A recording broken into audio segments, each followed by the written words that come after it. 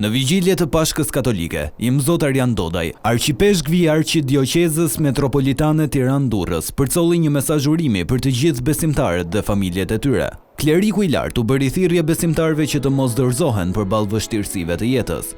Të ndihmi largimit nga vendi, sidomos i të rive dhe i shumë familjeve, si një eksod që nuk resht kurrë, ose të ndihmi i një llapie e heshtur e ndërgjegjes kolektive në vend të një reagimi shoqëror. Vendi ynë nuk duhet të presë që e drejta apo e ardhmja do të na vijë nga jashtë. Sot është thelbësore të mos dorëzohemi përballë së keqes, por të mbjellim shpresë konkrete.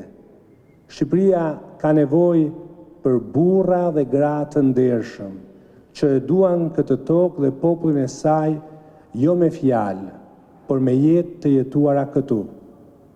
Dodaj u ndal edhe tek fenomeni i korrupsionit, që sipas tij duhet luftuar si nga shoqëria, ashtu edhe nga institucionet përkatëse.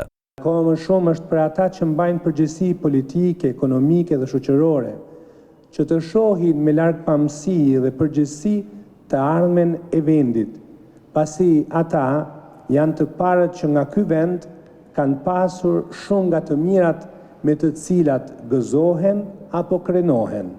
Ndërkohë, besimtarët katolik në disa rrethe ju drejtuan kishave në orët e mëngjesit me shportat e ushqimeve në duar për të marrë bekimin. Në Shkodër, arqipeshkvi Giovanni Peragine bëri thirrje për paqe, shpresë dhe reflektim në jetën e përditshme.